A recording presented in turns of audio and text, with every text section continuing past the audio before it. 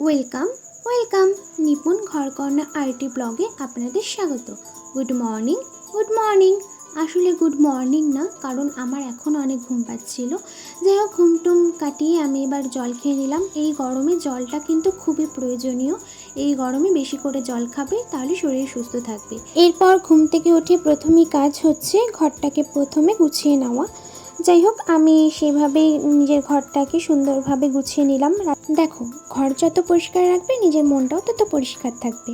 যাই হোক, তো এবার আমি হাঁটে হেঁটে পা করে রান্নাঘরে চলে এলাম। দেখি মা রান্নায় অলমোস্ট লেগে পড়েছে। তো মায়ের সাথে সাথে আমি একটু কাজ করলাম, মায়ের হেল্প করলাম।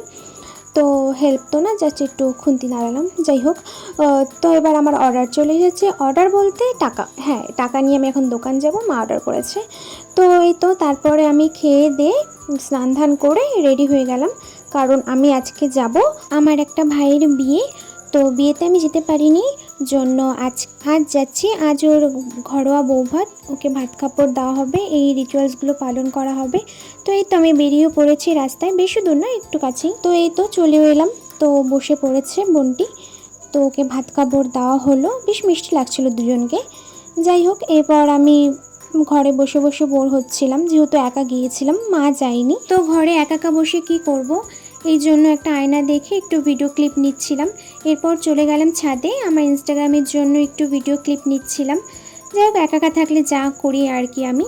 এরপর খাওয়া দাওয়া করে দেন আমি বাড়ি চলে এলাম। তো ব্লগটা আমি এখানে এন্ড করছি। তো সবাই ভালো থাকবে, সুস্থ থাকবে, আর দেখা হবে নেক্সট কোনো ব্লগে। ততক্ষণের জন্য বাই।